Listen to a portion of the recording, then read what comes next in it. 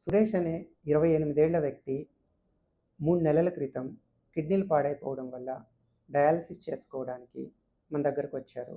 అతన్ని పరీక్షించిన తరువాత తనకి కిడ్నీ ట్రాన్స్‌ప్లాంటేషన్ అనేది సూట్ అవుతుంది అని చెప్పేసి మదర్ కూడా డోనార్‌గా ఉండడం వల్ల కిడ్నీ ట్రాన్స్‌ప్లాంటేషన్ సజెస్ట్ చేశాము. కానీ సురేష్ గారు నేను డయాలసిస్‌లో 3 నెలలు ఉండి అప్పటికి నాకు రికవరీ అవ్వకపోతే అప్పుడు ట్రాన్స్‌ప్లాంట్ గురించి ఆలోచన చేస్తాను అని చెప్పేసి డయాలసిస్‌లో కంటిన్యూ అవుతూ ఉన్నారు. ఇలా ఒకరోజు దురదృష్టవశాత్తు అతనికి హార్ట్ అటాక్ వచ్చి స్టెంట్స్ వేసుకోవాల్సిన పరిస్థితి వచ్చింది. అప్పుడు సురేష్ గారు నేను కిడ్నీ ట్రాన్స్‌ప్లాంటేషన్ చేయించుకుంటానన్నారు.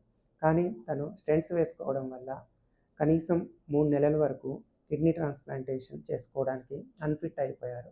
సో, మనం తెలుసుకోవాల్సింది ఏంటంటే కిడ్నీ ట్రాన్స్‌ప్లాంటేషన్ చేసుకోవాలని మీకు మీ డాక్టర్ గారు సూచించినప్పుడు మరియు దాత అందుబాటులో ఉన్నప్పుడు వీలైనంత త్వరగా ట్రాన్స్‌ప్లాంటేషన్‌కి వెళ్ళాల్సి ఉంటుంది. లేని పక్షంలో ఇన్ఫెక్షన్ వల్ల కానివ్వండి, లేకుంటే ఈ బ్రెయిన్ స్ట్రోక్స్ కానీ, హార్ట్ అటాక్స్ ఇట్లా వేరే కారణాల వల్ల మీరు అన్నీ ఉన్నా సరే కిడ్నీ ట్రాన్స్‌ప్లాంటేషన్ చేసుకోవడానికి అన్‌ఫిట్ అయ్యే ప్రమాదం చాలా ఎక్కువ ఉంటుంది.